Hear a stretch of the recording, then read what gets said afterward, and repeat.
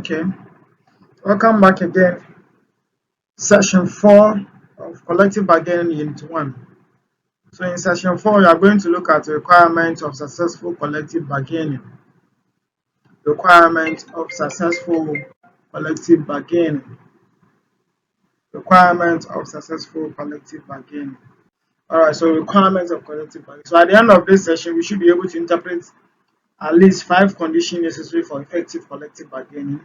Then probably highlight some of the risks involved in collective.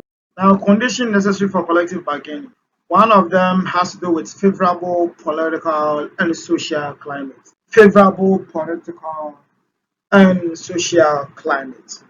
We know collective bargaining actually exists in an environment. It actually occur within a particular setting. It also occurs within a particular political arena, a particular country. And therefore, we are saying that for collective bargaining, so favorable political and social climate is one of the factors or conditions that actually facilitate the effectiveness of what collective bargaining. Then strong and stable trade unions. So for effective collective bargaining to actually exist, there should be strong and stable trade union. So we are saying that collective bargaining is not possible if employees are not free to form trade unions as they please. So if employees are not given the privilege for them to actually form this trade union, there wouldn't be any effectiveness in the collective bargaining process, because a strong and representative trade union is required to bargain with the employer on equal basis. If you don't have a strong and stable one, because there are no backends and all that, makes the collective bargaining becomes what ineffective. Then recognition, a trade union may be stable and strong, but until it is given recognition by the management, it will hardly have any impact. So it should be recognized by the people or the management of a particular organization or institution before they can actually work effectively. Again, willingness to give and take. Both employer and union leaders should negotiate in a spirit of compromise and reciprocity. So everybody should be able to or should have the willingness to compromise. In other words, to give and also to receive, because it's not a one-sided agreement or activity. Then fair practices. Then also they should have problem-solving attitude. Those people or the parties, while negotiation, should be able to adapt problem solving, because if you don't adapt to the problem solving, always you are not going to be able to conclude on negotiation or collective bargaining. There wouldn't be any. Then ability of what data and information serve as an input for decision making. So hence the availability of required data serves as a prior requisite for, not to. So please, the word here is for, not to. So we should take note.